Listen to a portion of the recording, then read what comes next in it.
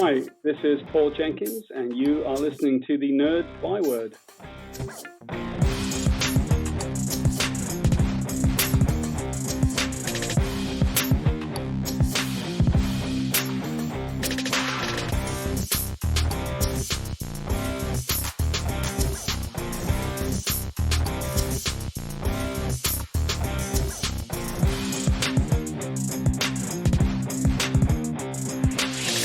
Welcome back to another episode of the Nerd Byword, where the hosts are of German descent and a cup of nerdiness doth floweth over. Today we have a special treat for you. Legendary comic book writer and editor Paul Jenkins is with us, and he has delivered a fantastic interview. I cannot wait for you to hear it. But first, it's time to check in with the nerd news. Kris, our socially distanced reporter, is standing by. What's new in the world of nerds, Kris? Jonathan Majors has been cast as an MCU villain. Some are suspecting Kang the Conqueror. Jonathan Majors has been cast in the third Ant-Man film, which, if you didn't catch it, Paul Rudd and Evangeline Lilly are going to receive equal billing for, which is super cool. Director Peyton Reed is set to return. Jeff Loveness is writing the script. And I love this. Kang is such a great character. He's in some of my favorite episodes of a show that I recommended a couple weeks ago, Avengers Earth's Mightiest Heroes. I really think that he has enough staying power to be a multi-film villain. Maybe not on the level of Thanos, but certainly, not just a one-off villain. I think it's a natural transition for the MCU, as time travel was introduced in Avengers Endgame, for them to go to someone like Kang the Conqueror, especially with Ant-Man being someone who is so integral to that time travel process. I think this is just such a smart choice. And then Jonathan Majors has just taken Hollywood by storm in the past year or two. He was in Spike Lee's The Five Bloods, which, is really, really well received. I haven't checked that out yet, but I've heard great things about it. And Lovecraft Country for HBO Max, which has set digital records, and I can't wait to dive all the way into. So I'm really, really excited about this news. Dave, what do you think? I'm going to echo everything you just said. It's very exciting news. It's a smart character choice. It's a smart casting choice for sure. The only thing I'm a little worried about right now is that the MCU plans right away to play with time travel again. It seems logical after Endgame to touch on time travel again, but really the whole climax of this phase of the MCU hinged on that concept. I'm almost afraid that they're going to go to that well one too many times. On the flip side, debuting a new villain like this, who has the potential to be a multi-movie villain, an Avengers villain, in Ant-Man is really perfect. It's an opportunity to give him time to build him up, much like Thanos was built up. So I could see this being quite an epic arc. I also really hope that this is a sign of things to come. The character of Kang has a pretty convoluted history, but I seem to recall that he has been pegged as a possible descendant of Reed Richards. So if that's the case, this could be a step in the direction of an MCU Fantastic Four franchise, and I'm all for that. I love the Fantastic Four. It's been very disappointing to see how they've been treated on the big screen. The Fantastic Four done right would be super exciting. So I hope this is sort of a slight step in the right direction. So my 2 cents here are pretty simple. I'm excited. The casting is great. I hope they don't go overboard with the time travel. And I want some Fantastic Four news. Yeah, absolutely. I tend to lean the same way that you are. Like maybe just like an initial jump to the current timeline, the MCU proper timeline from Kang, and then kind of just stay there. And does it like it's a really easy thing to make it kind of a campy, cartoony, and goofy thing. So I hope that they're wise on this. Dave, we had Xbox news a couple weeks ago, and now Sony has spoken. What do you have for us? So they have finally announced a release date and price point for what I assume will be my future Horizon Forbidden West delivery system, the PlayStation 5. The base model of the PS5 will cost $499, with an all-digital edition retailing at $399. The consoles are supposed to drop on November 12th, 2 days after the Xbox Series X and Series S. This is all pretty much as expected. Microsoft and Sony will be going head-to-head at the same price point for their best console. while the PS5 All Digital Edition is only real difference is the lack of a disc drive. The Xbox Series S is generally a weaker console, but that allows them to push the price point down to an entry-level $299. Here's the thing, though. After taking in all this news over the past few weeks about next-generation gaming, I find myself in an odd position. I've never been a console war kind of guy. As a kid, I played mostly on Nintendo consoles, not because of some sense of loyalty, but because I really just didn't know anybody who had a Sega console. They flew completely under my radar. Post N64, I started making my own money, and I started buying pretty much every console at some point, even if I had to wait a couple of years until the price dropped, or I could pick up a used system at a good price. So right now, there's an Xbox One X, a PlayStation 4 Pro, and a Switch all sitting in my living room. I love games. And I don't consider myself particularly loyal to one brand or another. I just want good games.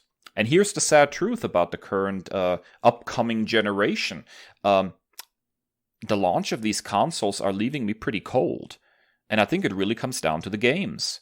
There isn't much in the way of launch games. I remember when the N64 launched, there was Super Mario 64. When the Switch launched, there was Zelda Breath of the Wild. Neither PS5 nor Xbox Series X has that one killer game that makes me want the system on day one. That's not to say that they don't have stuff coming that's extremely exciting. Even at launch, I mean, Spider-Man Miles Morales looks fantastic. But it seems to also be almost like an expansion of the previous Spider-Man game, more so than a full standalone game.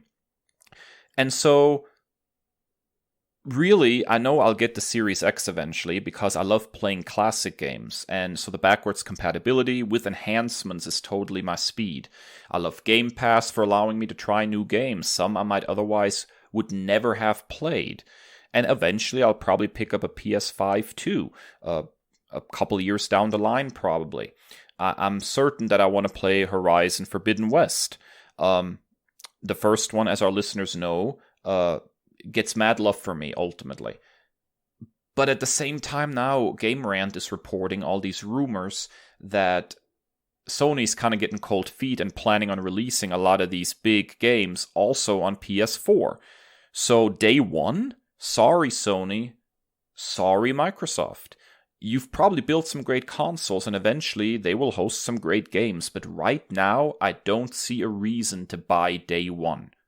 Kris, what are your thoughts? I'm right there with you.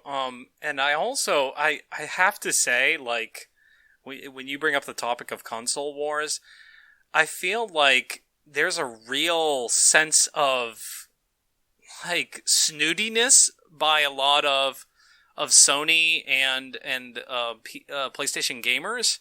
Like, as me as an Xbox user, I always like get online, especially like, oh, you have an Xbox. Oh, you're an Xbox person. You're a Microsoft person. And you know, PlayStation does have some cool exclusives, but you know, I've talked about that before. It's not enough for me to, you know, make irresponsible financial decisions for myself and for my family. It's not enough for me. And Xbox Game Pass, you know, as another site, you know, said, it's the best value in video games. Like, you cannot top Xbox Game Pass, and now they're including the EA Play as part of that. Where separate, you know, usually you had to pay for that separately. That's all part of one thing. I know that the PlayStation Store has similar things from what I've heard, but you know, it doesn't come close. You know, when I've compared the two, and then I'm just happy where I'm at. Like, I've recommended Tom Clancy's The Division 2 on this show before, and now that I've completed the expansion pack on that game, they have like a season set up similar to Fortnite without all of the horrible toxicity of Fortnite, without all the cartoony goofiness of Fortnite, without randomly building walls to the sky that Fortnite has. So I have all the features that, you know, at first interested me about Fortnite already present in Division, you know, so without all the goofiness. And I have like all these really, really cool features in Division 2. Now, I noticed that they are not planning to have a specific upgrade to the new console, but it is going to be backwards compatible. So, like, I don't really see like any titles that I've just got to have day one, like you said. And I'm a creature of habit, and I stick to a game and I play that game for a while. And after finishing Red Dead, I went back to Division, and I saw this new season system after I finished the expansion pack, and like I've got like so much cool gear. I've got a customizable outfit that I texted you the other day, and I'll have to put out on social media. Like I've got this cool like they call it the Havana shirt. Like I look like Thomas Magnum, and I'm walking around in a Magnum PI, tropical shirt and jeans and what look kind of like Converse, and I'm taking out like these anarchist agents. So it's like super cool. Like, and I'm really, really happy with where I'm at gaming wise, and I'm not budging. Sorry. It's interesting to me when people stake so much of their personal worth, I guess, on which console they game on. It's also sad to think about how easily people forget that this situation has been reversed in the past, and things can change again. I know the Xbox 360 era was far superior for a long time to the PlayStation 3 era. The PlayStation 3 had a rough launch, was notoriously difficult to develop for. The Xbox 360 did significantly better, especially for the first several years, and Sony basically had to play catch-up. And so the launch of the Xbox One comes along, and Microsoft miscalculated and made several real bad mistakes that put them in a bad position for the generation. But I think they've also done a lot since then to bring gamers back. There's a positivity and a love that is being put into stuff like Game Pass that makes it feel like, gamers first, basically. I feel very much catered to on Xbox right now. So who knows what the next generation will bring.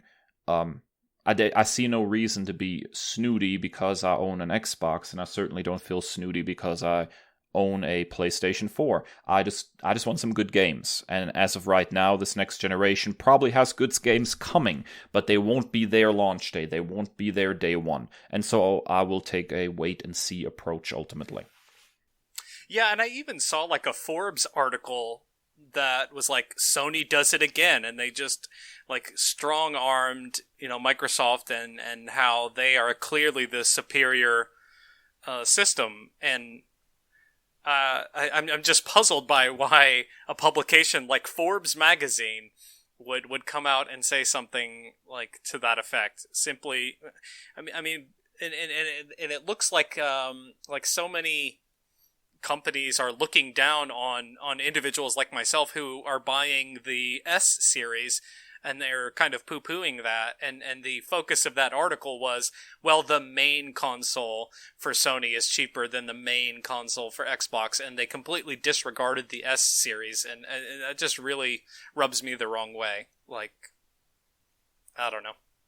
Well, that's just silliness. I mean, I appreciate the fact that we're talking teraflops and 4K and 8K capable gaming and all that, but probably right now the most played console in my house is the Nintendo Switch, which is, as many Nintendo consoles have been across the generations, pretty much underpowered.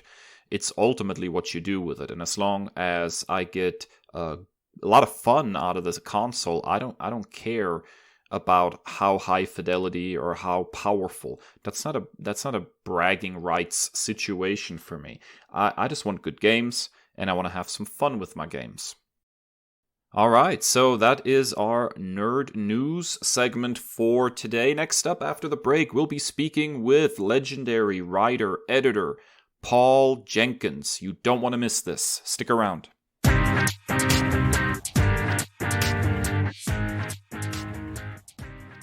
All right, folks, and we're back, and we have a special treat for you today. We are here with Paul Jenkins, legendary editor and comic book writer, to talk about all sorts of parts of his career. Paul, thank you so much for being with us today. I'm happy to be here, Dave. Well, we're very excited to talk to you. Usually, traditionally, we kick off any interview we do with sort of a nerd origin story. How did it all get started for you? How did you come into this wonderful world of nerddom, so to speak? I think I probably have the strangest path of most people that you speak to. I grew up in the West Country of Great Britain, but my father left my family when I was very young, when I was 5, and he was suddenly gone. And my mum moved my brother and I to a farm. So we lived on this little farm, but we were in a place we didn't have any electricity most of the time. We didn't have any hot water. We were the poorest kids I've ever met. And so I grew up in pretty extreme poverty. And my family are all pretty interesting people. Even to this day, my brother lives in a caravan on a site with no electricity. So we're all like from the wrong end of the tracks, you know, my whole family. And I was like the white sheep of the family. I was different to some extent, and I was very creative, and I liked sports, and I liked anything but being at home. So I didn't have any immersion or any connection to creativity to some extent, but I was always writing stories for myself and making things, and probably to avoid home life. So an interesting part of that story is that I don't know if you are familiar with the origin of Wolverine, but the very first book is all about a kid who lives at the bottom of the hill, and he looks up at the farm with the farm lights, and he, you know, Dog is at the bottom of the hill, and the other kids at the top. That's actually based on my upbringing.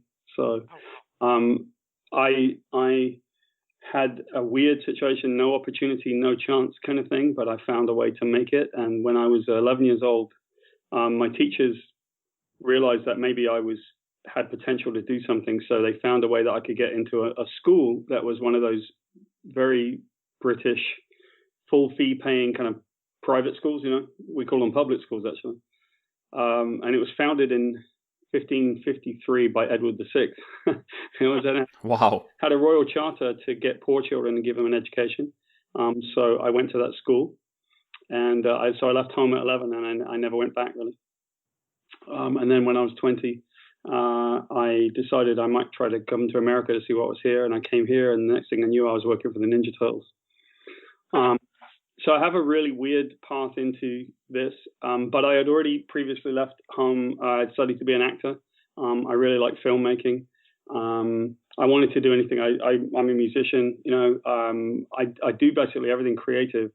And I suppose there's one thing, you know, I was connected to a friend of mine, Colin, someone who knew me when I was a really little boy, and he said, I always knew you would work in comics. And I said, I didn't. So how did you know? And he said, well, when I would come into your house, you would always be laying on the floor drawing and writing. So I used to make comics. So I think that I was always going to be creative. Oh, that's fantastic. Now, as you mentioned, one of your first jobs in entertainment was working closely with Kevin Eastman and Peter Laird, who were the co-creators of TMNT. What was that experience like, and how did it influence your work going forward? Well, the funny thing about it is that I didn't really know what... I have been part of so many big parts of the entertainment industry, of so many moments in history. It's hard to know that you're in it when you're in it. So I had met them. They had sold the rights to make the toy and the TV show of their comic, and I met them just after that. And they had just, they were just beginning to get the toys out and the TV show. And I said, well, why don't I come work with you guys? Because they knew me from town. Some of the guys did an album cover for my band. So I knew them, and I was waiting on tables, which is exactly what you are when you're a musician. You're a waiter, basically. And so I kind of went upstairs, and I started working with them in this tiny little office, and next thing you know, it exploded. And because I was there, I've never been a person that really cared about like fame or attention or money or things like that. I really care very much more about creativity. And so while everyone else was getting very affected, and I will definitely say not Kevin and Pete, certainly not Kevin Eastman, he was never affected by the money and the stuff. He stayed the same all the way through it. And that's why he and I became friends, because I really could care less. And so while all this was happening, we were going to I was on set sometimes with the films, and we were making these books, and I was surrounded by creativity. And as you know, I went on to Tundra Publishing from there, and so I was Alan Moore's editor, I was Neil Gaiman's editor, Dave McKean, Rick Veitch, and everything. All creativity was normal, and I was a pretty normal person sitting in the middle of it, going, "Hey, let's just do the job." So I saw it much more as work and much less as a game or a way to make money. And I think I was just immersed in creativity from the beginning. You really truly have worked with some of the greats in your career. It's absolutely incredible to think about. So after your extensive work as an editor, you made a successful pitch to become the main writer on Hellblazer, such a seminal comic book really in the history of the industry. And this was your first recurring spot as a writer. What was that like to try to step into the shoes of the Hellblazer franchise and take over such a seminal book? Well, first things first, it was my first gig as a writer. I'd never written anything. I'd written one issue of a Ninja Turtle book, so I suppose it wasn't exactly my first, but I'd never become a professional writer. I wanted to. And I wanted to, in part, because I went over to Great Britain and I was sitting with Alan Moore, working with him on big numbers. And I was sitting with him, and he was telling me some of the ways in which he makes the story. And the strangest thing happened. I realized that a lot of what he was saying were things that I was already doing. So isn't that crazy, that someone so accomplished as Alan was telling me about these things, and I was already doing them. So I realized, well, maybe I'm onto something here. So I went to San Diego Comic-Con, and I had known the people in the comics, industry for a while, and I just simply went to the editor of Hellblazer, and I said, "Well, I understand you're looking for a new writer, Lou Stathis." And Lou said, "Sure. What have you written?" And I said, "Well, I'll be honest, I've not written anything before." And he let me try out, and I do not know why. I don't know. I feel like Lou Stathis is the reason for my career. Because he didn't care. He was like me. He didn't have any airs and graces about him. And the one thing that is really interesting about him, he passed away after I came on to Hellblazer. He died of brain cancer. And, that was a tough moment for me personally, because he really guided me and he gave me a chance that I didn't even realize what happened. But I will also give that thanks to Karen Berger, who helped me. She said yes. How she said yes, I have absolutely no idea. But they suddenly had this guy that had never been in the comics realm. No one knew who I was, and I was suddenly writing Hellblazer. Now, to answer the second part of your question, I didn't care. Great. It's comics, man. Go for it. I wasn't worried about it. A lot of people said we must be worried about following Garth, and my answer was no, not really. Why should I be? I got things to say, and I had a different approach to Garth as well. He wrote, to some extent, he wrote a lot of city and a lot of London, but I wrote about where I grew up. I wrote about the countryside and the magic there, and the farms and the magic of the English countryside. So I just was doing a different thing. I kind of wrote about how the English kings, the Arthur and all the Peredur and all these ancient legends that we think of. That's where I grew up, man. I literally walk out my front door and live there. So I wrote about that. Now, you're known for being a staunch supporter of creators' rights. What inspired that in you, and what is your hope going forward in that area? When you've walked out of your front door and you stand there as a kid and you know what it feels like to be hungry, and you know what it feels like, especially to be under attack, because we lived right with a lot of gypsies, and my family are all pikeys. They're all down the bottom of the hill, picking hops. We pick fruit to try to get enough money, and my mum cleaned the farmer's house and stuff like that. So when you've been in that position, you're going to go one of two ways. You're either going to get yours and then just tread on everyone else, or you're going to realize that everyone deserves something more. And so I became very early on a person that would be ready to kind of want to help people and mentor them. And my dad was gone when I was a little kid. I didn't have a mentor, didn't have a father. So I suppose that when I came here and I met Kevin and Pete, and Kevin formed Tundra, and I really got to understand the Creators Bill of Rights and what people, we built that out there, and I just felt like, why would we not nurture the people who supply the actual thing? Who supplies the product? Is it Marvel and DC? No. If it was Marvel and DC, then how come Marvel were in bankruptcy when I went there? If Spider-Man could write itself, then how come they were about to stop publishing it and they had stopped publishing Daredevil? It didn't write itself. It needed the creators. And so we came in to rebuild. And so I've always been very passionate about that. And I've always been relatively straightforward about it, possibly to my detriment. But the fact is that the lifeblood of the product that people buy, it's not the publisher, although the publisher is a massive factor, and thank you for publishing, right? Like they put the risk behind the money. It's not the idea or the story. They don't write themselves, right? It's the implementation, and who implements it? The creators. And so if you want to create a new franchise, it doesn't get created because a robot creates an algorithm. If it was that easy, they would already have been doing it. It gets created by people like myself and other creators, and that's the people that deserve the recognition and especially the financial return for what they do. And those are the people who get marginalized and beaten the most. And I'm not into it. So I tend to be pretty vocal about it. Yeah, that is fascinating, and really glad that you're speaking out for that. It seems like a lot of, especially on the indie scene, a lot of the really small publishers seem to have some very poor treatment of their creative teams and the like, which is absolutely a shame. Well, they should never be doing that. Okay, Dave. When a publisher comes to a creator and says, "I'll let you work maybe if you do this for me," and it's indentured servitude. It is, I'll pay you a paycheck, and it will be just enough to make you hungry enough to kind of come back to me again. But I own everything. I exploit everything. Those people should not be in business. Absolutely.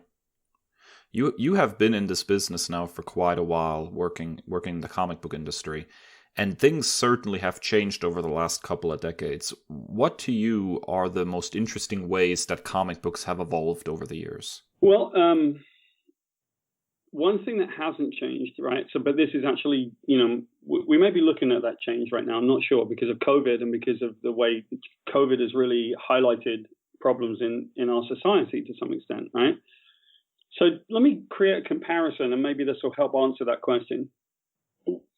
One of the things that happened when COVID first came into our lives was that there was a sheriff, I think, somewhere in Austin, Texas, and said, I'll tell you what, because of COVID, I'm not going to put people in jail overnight for drunk driving. I'm not going to put them in jail for a few days, which raised the question, well, why the hell were you putting them in jail in the first place?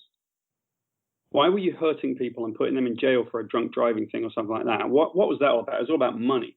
We were not allowed on a plane with, X amount of sanitizer until suddenly COVID hit, and then we were. Well, I thought the planes were going to blow up. So how come we're suddenly allowed on now? It probably highlights the fact that we had all kinds of problems. Same is true of the comic industry. It had lots of problems because ultimately it was a series of, crossover events that didn't have any consequence. When I came on board with Marvel, they were in chapter 11 and they were in trouble. And they did the thing that then they very rarely do. They allowed us to actually write the books and make something. And when that happened, it rebuilt their company just on a trajectory that went flying through the ceiling. All of a sudden, they were telling me, you can write anything. Go ahead and do all that stuff you want to do. Write the Hulk, write Spider-Man, rebuild all of our content. And you can see how that works, right? And then all of a sudden, 2006, 2007, they're about to sell to Disney, and they suddenly go, yeah, we're good. Thanks very much. Of course they did, right? That's how it works. And I've seen the retailers be treated with disdain ever since I've been in this business, right? The retailers are trying to make a buck. They're trying to just get some money enough to survive. but they're at the whim of these big publishers and these people and Diamond, that this exclusive from Diamond was terrible. That exclusive from Diamond, to me, felt like a monopoly, and it was for a long time. Just the one distributor, where they said, well, technically there are more, but that wasn't true. There was one distributor that you could get your stuff from if you were a comic store. So maybe we're at the tipping point, because everything's changed in the distribution of DC. They've got a new distribution model. And what you're seeing now is maybe the retailers are having to work out if they can do things other than Marvel or DC. Because let me tell you something. Superheroes are fun, right? But they're by far not the most interesting type of comic. We can do crime and comedy and children's and all this. I mean, look at the fact that we've had almost no children's comics over the years. They've not really had anything that was truly aimed at kids and to build. And if it was, it would be like mini superheroes. And that's cool. There's a place for the mini superheroes. But what about the fantasy stories and all the other stuff that kids like? We wouldn't publish that, and we wouldn't distribute it. And retailers never felt that they could get it. So I'm hopeful that the retail and the sales methods of comics have changed, right? I'm hopeful with the advent of the Kickstarters and the crowdfunding and all of that the new form of publishing to some extent is let the public see it and decide for themselves. I really want that to be the case, and I'm really hopeful that will be the case. Now, you've mentioned your work on Spider-Man previously, but they're a personal favorite for me. Just that street level return to like Peter Parker. What are your favorite aspects about writing a character like Pete? This is a character that's been around since like '62. What keeps people, do you think, coming back? And what was your favorite part about writing for him? Well, of all the characters I've ever written, that one was the character that's most like me, I think, because I'm pretty optimistic and I'm pretty steadfast in the way that I try to solve problems, I think every character can be written in an interesting way. Every single one, right? I had all kinds of villains that I hadn't gotten to yet, like the Hypno Hustler. And I didn't get to the big wheel, I had a really good one. If you, as a creative person, find a theme around a character, and for me, it was, can I define the character? Yes. I think that had he not been bitten by a radioactive spider, he would have been a teacher, right? He would have been someone that was always going to go down that road. And a lot of what I wrote was just exploring like who he was and why. But sometimes we didn't. Sometimes we said, let's just do a single issue about like him fighting a gang of mimes because it's funny. Like, and so there's a core of Spider-Man. Spider-Man is us. Spider-Man is me. He is a person who sucks it up and takes one for the team and keeps going. I'm a dad. I've got 2 kids at home in COVID. I have to teach them during the day and then work at night. There's a challenge in it, right? And no one sees that heroism of teachers and parents and all that. That's kind of who he is. And we see ourselves in that. We see ourselves reflected. When he's written poorly, or when he's written into a circle, it's just crossovers and stuff and powers and radioactive this and radioactive that. No one cares, man. You ever swung around dressed in your pajamas punching people? No. Well, not like no. You might have, yeah. But have you dealt with some of the issues that he's dealt with? Sure. And so we look at the things that he dealt with, and then we put him in costume and have him do that with really crazy big people like the Green Goblin and Dr. Octopus, right? So I've always applied that to everybody, whether it be the Inhumans or the Sentry or Spider-Man or the Avengers or Wolverine, Batman, whatever. Just take them as a person and put them in that place and then work out who you think they really are.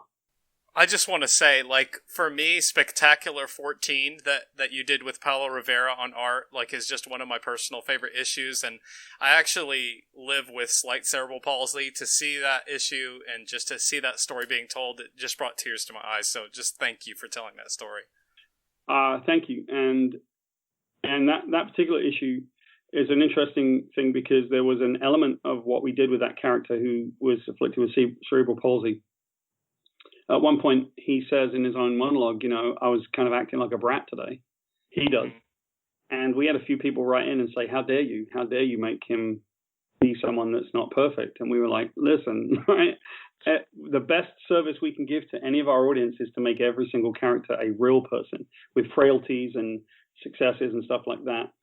For what it is worth, that idea of the kid with cerebral palsy morphed into an idea that I had for Marvel and DC, where I wanted to take the X-Men and or superpowered people and take all the people that have a disadvantage, like cerebral palsy or a mental health issue, and give them a superpower so that you would have the advantage and disadvantage. And they used to love it, but they would always say, well, we can't do new characters, which I always thought was funny because I created the Sentry.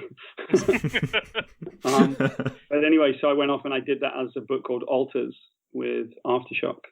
So I got to write a character who had cerebral palsy, and I got to write a character who had broken his neck and was a quadriplegic, and a character who's transgender, and her issue to some extent is so indicative of like the secret identity that people have to deal with when they're superheroes, right? So we could take people's disadvantages in society and use them as a real basis for an interesting story.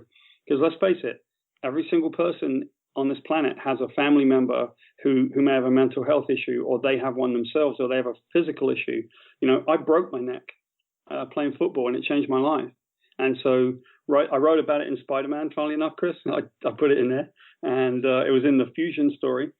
And I also wrote about it in Alters. So, I think that you write about yourself for your audience. Much has been said about the Marvel Knights line and how it was one of the things that really helped save Marvel as a company. What do you think was it about the Marvel Knights line that was so important to the survival of Marvel Comics? Well, at the time, they couldn't publish anything. I mean, they had no successes with anything. Daredevil was being cancelled, and they seemed to be at a place where they didn't know what to do. And here we come, and they did the one thing that creative corporations never do, right? They said to us, we're going to let you do the thing. We're going to let you create. We don't know what to do. We broke it so fully and so completely that we are lost. And so they handed Joe Quesada and Jimmy Palmiotti the opportunity to do 4 series, and they gave us like the cruddy characters plus Daredevil. Joe and Jimmy and Kevin Smith turned Daredevil into a massive success, right? But we were given Inhumans. I was anyway, because that was Jay's idea. He wanted to do the Inhumans, and that was great because I'd never heard of them before. And I don't know that much about characters and comics and stuff, and because I fundamentally think that any character can be written. We could almost do that exercise right now. If you told me a character I'd never heard of and they told me their powers, I'd tell you what story you could write, probably.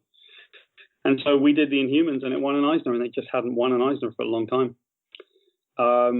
Black Panther was published for 50 issues. So of 3 out of 4 titles were pretty successful, wouldn't you say? An Eisner Award winner, a really high-selling one, and one that sold 50 titles. At the same time, Marvel couldn't sell any of their other characters. They were really struggling. So they just kind of turned around and said, Joe, Jimmy, Paul, everyone, you do it now. You fix it. So they let us fix it. And they told me very clearly, like, they were like, you're the guy that fixes our stuff for us, like the Hulk and Spider-Man. And then I got to write the origin of Wolverine because I pitched it to them. So now, there's a constant through line in most of your work that focuses on the psychological aspect of your characters and really getting inside their heads. Where does that idea stem from? Well, I think that's what you should do. Like, we're writing about people, right? Like, there's a way of looking at it. If you take the boxer Muhammad Ali, right?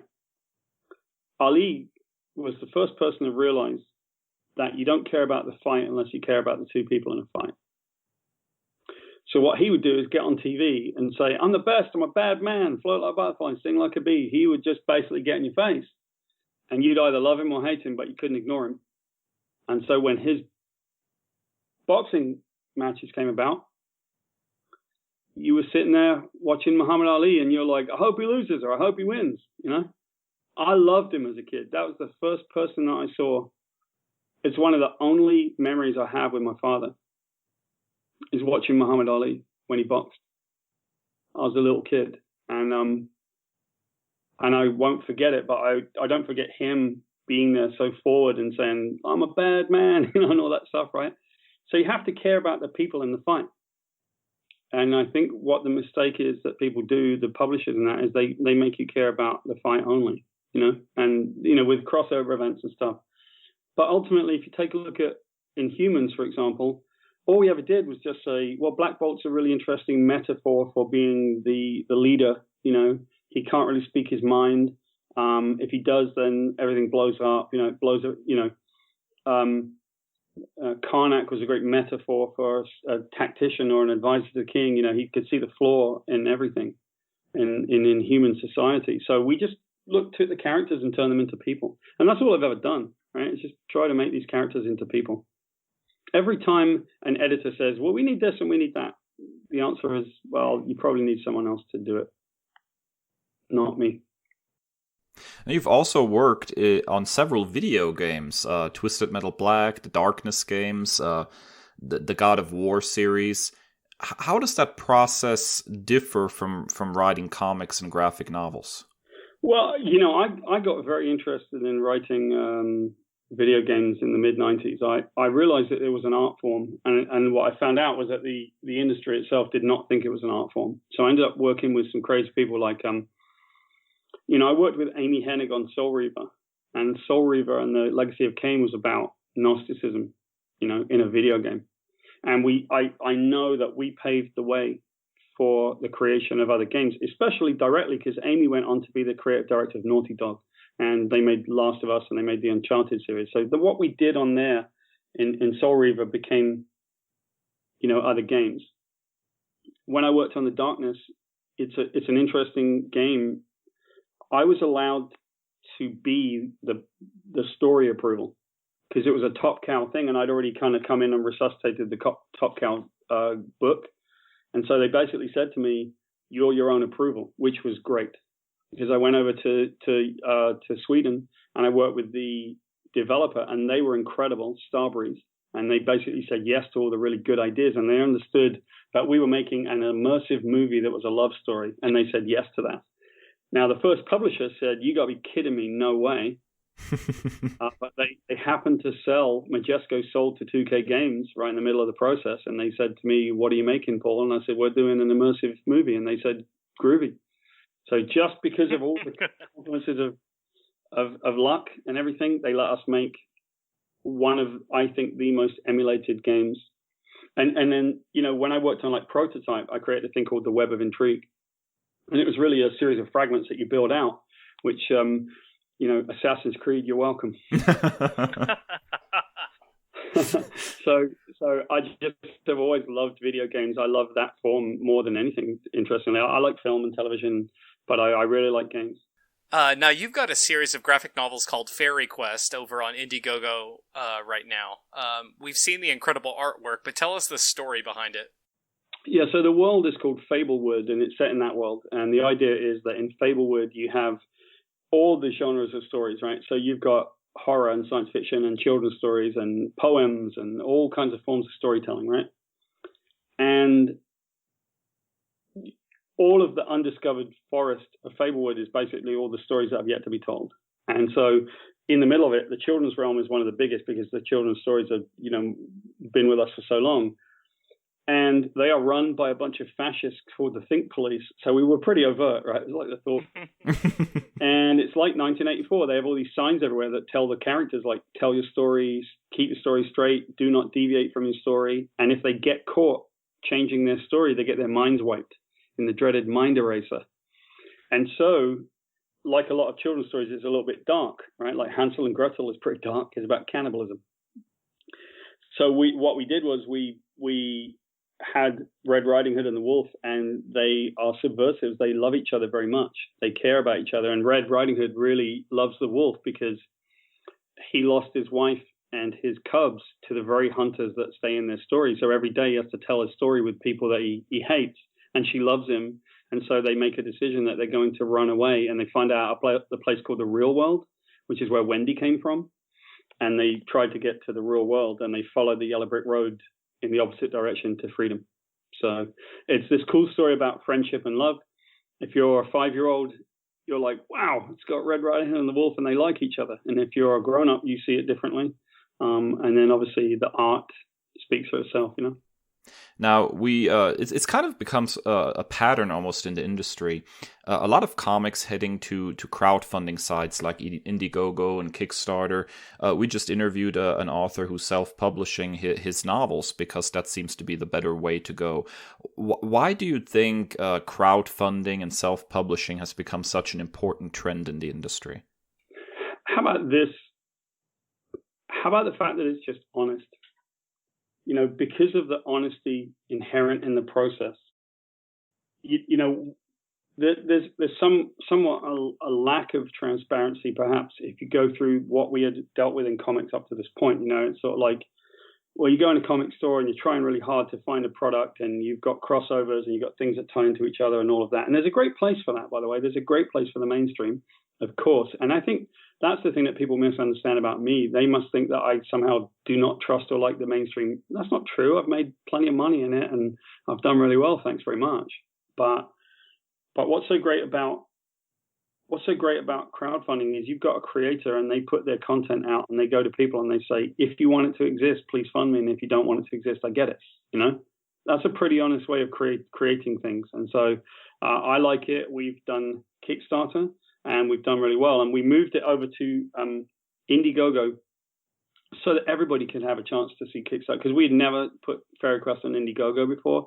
So we put it up there, and we're going to put it up on In Demand so that people can just kind of keep it there for as long as they want it to be. We'll add it to the way that we delivered on Kickstarter, and hopefully we will get more fans that we can go to on the next one, because there's a part 4 for Fairy Quest.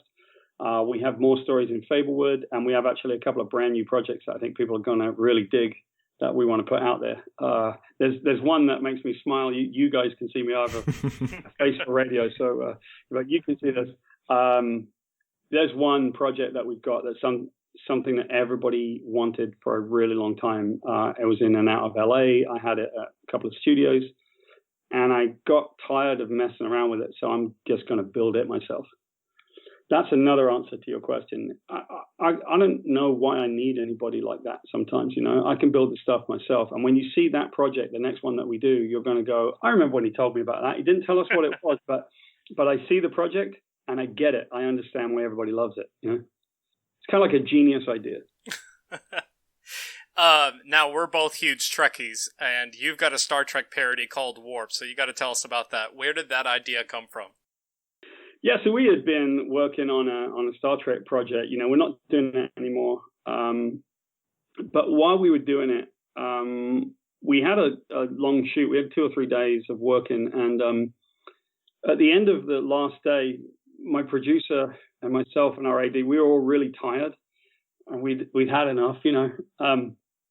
So I said, hey, throw me a lot of the Star Trek thing we were doing had to do with like interviewing people, you know.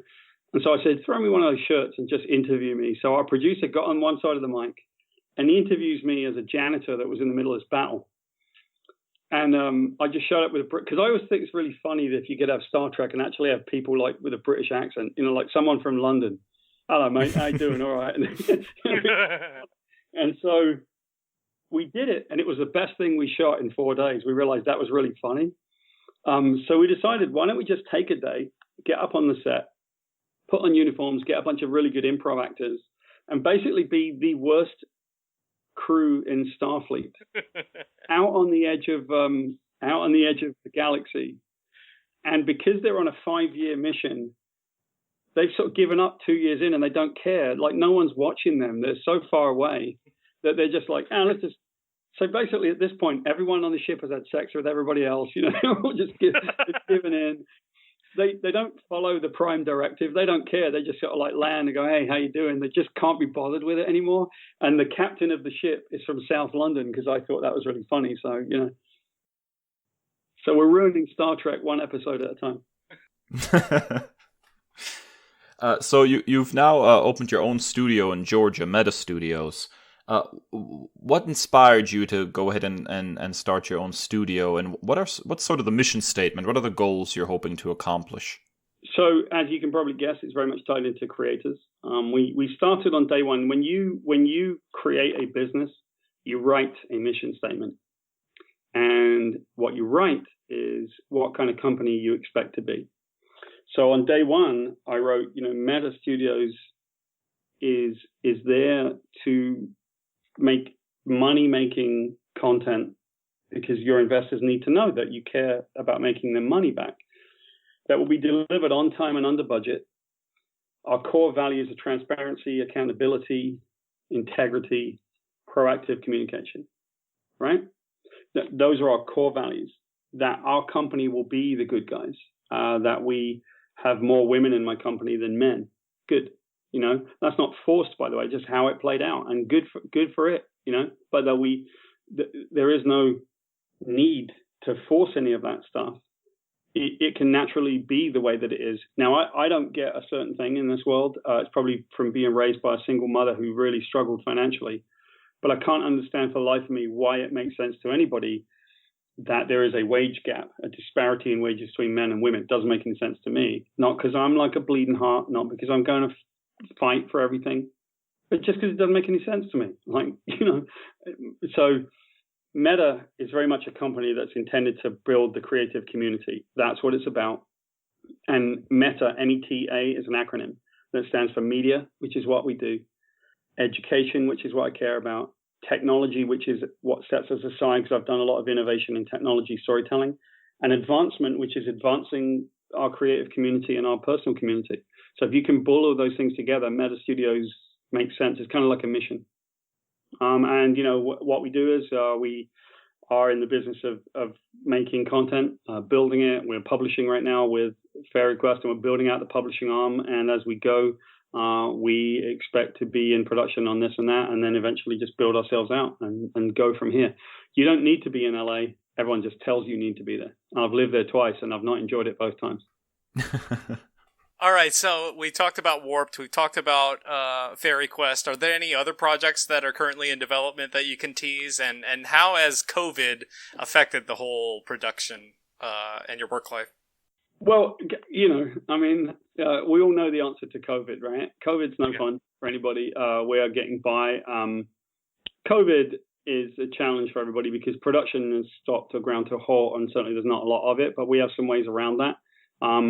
I think for us, we're probably concentrating in the next year or two, we hope, on game design and gaming because, and then building that out into the film production. Animation project. So here's what I'll tease. We have one animation project that's in development right now with a co-publisher, someone who actually specializes in a form of animation. So we're doing that. We are kind of waiting on a call right now about a project. There are times when this business can be really infuriating because ultimately, as the French philosopher said, Jean-Paul Sartre said, hell is other people. So we're waiting to some extent on the funding to come in to a second group that wants us to come in and produce a project for them. We can't do anything about their funding, right? So we're sort of like holding on that. We're raising funds ourselves. We have a co-producer here in Georgia that we're going to do a couple of projects with. So we are also developing a TV show that is based on my life to some extent. Because, man, I tell you what, I've got a life story that is probably a cut above a lot of people's. My life story starts with me sitting in a caravan at 5 years old, So it's an interesting project that we're doing. Loads of stuff, really. We're incredibly busy, but COVID puts a damper on production, But we're excited. Sorry, I was going to say one last thing, which is we are really excited about the fact that here comes Fairy Quest and here comes Warped, right? We're actually going to, we did Warped in one day, and it was one day of chaos, right? With a bunch of actors running around and recording stuff and just having fun on a set. So we're kind of editing it now, and we found out that there's some sound issues because we just kind of ran in and did it, right? And I'm like, I don't like that. So we're fixing sound issues. It takes a bit, but give it a few days, and we will have the first episode of Warped coming out, in which our captain Plackett, who's the Londoner, he finds out. It's all about their first officer, a guy called Grocknar, who's really, really, really uptight. And so because he's uptight and he does his job. He's this alien guy, and he's really, really uptight, and everyone on the ship just hates him. So it's kind of a little short about Groknar and how awful he is. But we're going to be trying to do about one of those a month and just put them out. And, we're so cheap, right? So we're going to repurpose our special effects. We paid for them, and we'll just kind of turn them upside down and redo them again for the next episode, So where can our listeners go to support your work and to keep up with what you're up to? Well, I would love it if people wanted to check out Fairy Quest on Indiegogo. That's easy to find. Just look for Fairy Quest. Come and find us at Meta Studios, META, Meta Studios on YouTube. You can find me at Paul Jenkins on Twitter, but you can also find me on Facebook, and you can find Meta Studios on Facebook, Meta Studios on Instagram. It'd be Meta Studios Atlanta.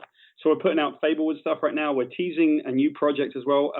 Another one that we have coming up is we're going to be making out a playable card game with a bunch of really stupid characters. So that should be fun too. That'll be crowdfunding. That's fantastic. The graphic novel is Fairy Quest. We're here with Paul Jenkins of Meta Studios. Paul, thank you so much for the interview. We've had a blast talking to you. All right, likewise. Thanks, guys. Thanks so much. All right, folks, there you have it. After this next, our final break, we'll be back with some nerd commendations. Don't go anywhere.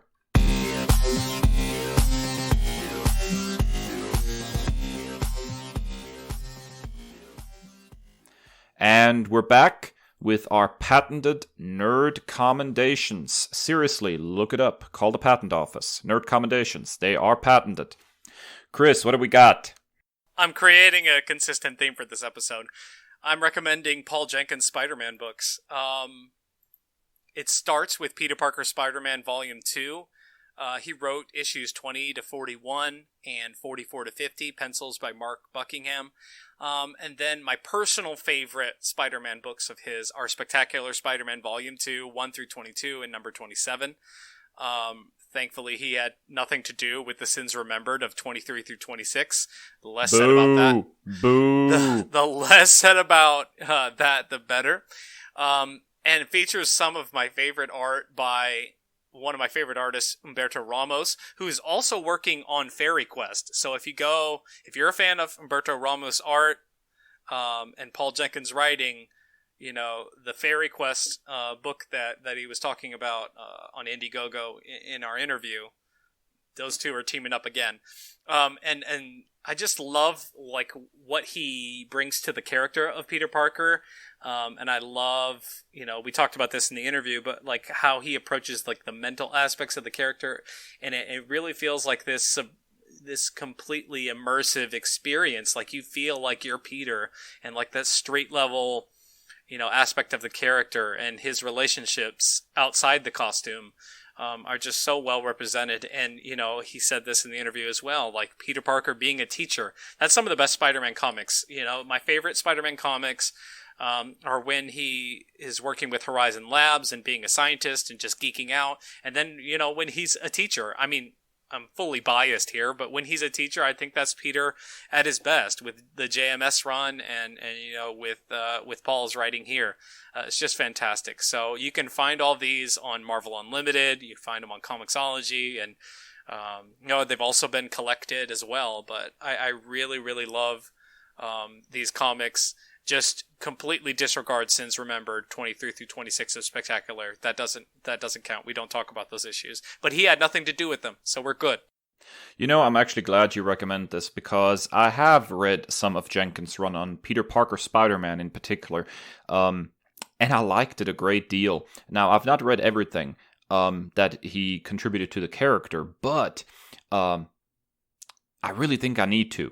I have lots of fond memories of Death in the Family in particularly, especially the climax. There's something so liberating about watching Spidey walking away from master manipulator Norman Osborn and basically just refusing to play his stupid little games. This time it was not the spider caught up in the web of the Green Goblin, and I love that climax so much for that. What bugs me a little bit is how little fans of the character seem to bring up Jenkins' run anymore when talking about the all-time greats. I think the stories of his that I've read easily sit alongside some of the best Spider-Man writers. Even recently Dan Slott's run. I think that they're easily as good. Yet people hardly seem to mention Jenkins much anymore in the discussion of strong Spider-Man writers. Now, I've not actually read any of his run on Spectacular with Ramos, but I really want to, because besides really enjoying Jenkins' writing, Ramos' artwork is so kinetically filled with energy, and I just enjoy looking at his art every time I get a chance to. So I can see that pairing extremely well with Jenkins. So yeah, I'm just echo this. This is good stuff, and I think I need to pick up the rest of this of his run and really get into it. And we touched on this on in our Nerd News segment, but a lot of Spider-Man fans have only read the A title, Amazing Spider-Man, and I did. I talked about this before on the show. It's I've read all issues of Amazing, but then I went and read all of Spectacular as well, and in a lot of ways, I enjoyed reading the books of Spectacular a lot more. It's kind of like those little hole-in-the-wall restaurants that you find where you get the best burger in town that not a lot of people know about. Spectacular Spider-Man, it even starts out in Volume 1 with Jerry Conway, who I hold in super high regard. And then you have Paul Jenkins come on, and then you have, J.M. DeMatteis, writing Spectacular. And then you have all of these legends of writing that are on the B book. So you're really, really missing out if you're not checking out the B titles. I just need to say this. This needs to be printed on trade paperbacks from now on forth as a pull quote from Kris. Spectacular Spider-Man, the hole in the wall with the best burger in town. That is a selling point right there. We just need to put that on every trade paperback of Spectacular Spider-Man moving forward. Right there.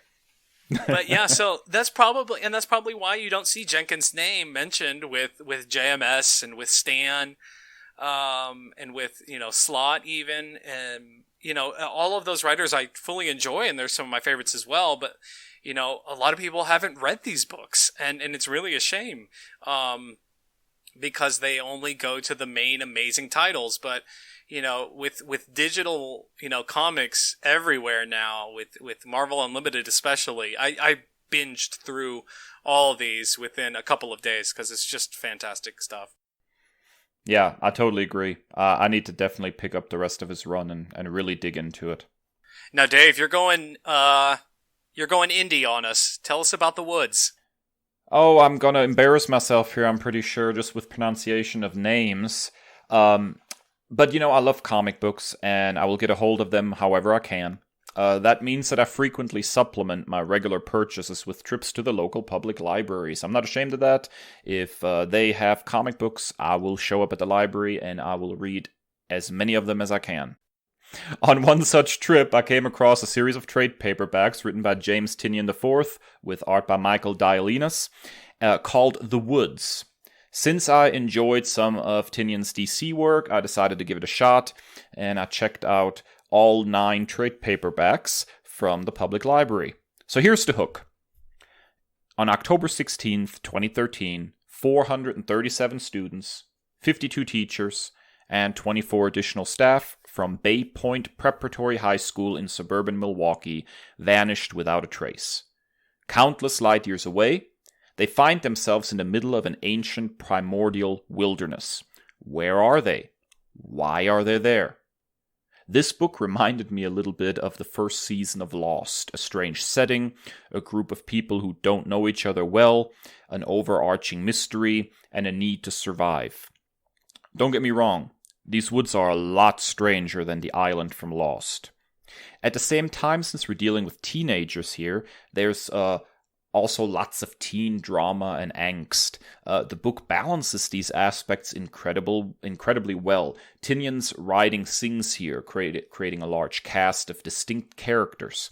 The art has a slightly cartoony look that allows the characters to be extremely expressive, which works particularly well in those quieter teen drama moments. It also, though, doesn't get in the way of the freakier designs, which enhance the mystery and the bizarre nature of the woods. It's pretty rare for me to literally devour a series. I will oftentimes enjoy comic books, but I want to stretch out the experience and drink and basically read them in small sips. But The Woods, I could not put down. I actually read all 9 volumes of The Woods in a single sitting. It drew me in, I cared about the characters, and I wanted to unravel the mystery. The book ran for 36 issues at Boom Studios, won several awards, including Best Graphic Novel for Young Adults and a GLAAD Media Award for Outstanding Comic Book. In short, this is good stuff. Kris, what are your thoughts? Yeah, I'm totally intrigued by this, and the more I see of Boom Studios, the more I really need to check into this publishing line. I really enjoyed the TMNT Power Rangers crossover that I recommended a while back, and that was done in part with Boom Studios, and I think they do the regular Power Rangers title. But I'm really intrigued by this. It's a really cool, interesting premise. And the fact that this won a GLAAD Media Award, it makes it really interesting to me. And just doing a quick bio search on James Tynion, he's an openly bisexual writer. And I've always been fascinated by, taking in work by people who live a different lifestyle than me. I like reading Black writers. I like reading LGBT writers, female writers, simply because they see the world, from a different point of view that I could never attain. And this is something that's super interesting to me. And I'm definitely going to have to check this one out. Well, there you have it, folks. That's it for another episode of the Nerd Byword podcast. Thank you so much for joining us. If you enjoy our podcast, please give us a rating or review and subscribe on your favorite podcast platform. We're available everywhere podcasts can be found, including Apple Podcasts, Spotify, and of course YouTube. You can also find us on Twitter at NerdByWord and individually at ThatNerdChris and at ThatNerdDave. You can also hit us up on Instagram at NerdByWord and Facebook at The NerdByWord. We are wrapping up September episodes, and then we head into October to a project that I am interested about, but not necessarily, I would say, excited about, but we're getting a little spooky, Dave. Yeah, I think we're going to be raising your blood pressure a little bit. As someone who is not that into scary movies, exposing you to some Halloween classics is going to be, well, one of my favorite projects of the month of October. So we want to thank my pal and loyal listener Jeremy Arnold for this idea. He said, I love your podcast, but the one thing that you're missing is you need more horror.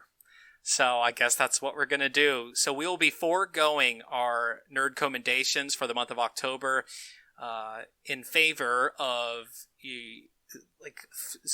one classic horror movie of each subgenre each week of October. And that's going to be replacing our nerd commendations. I'm going to be subjected to a zombie movie, a slasher movie, a ghost movie, what have you, each week for October. So keep the lights on, guys, for me.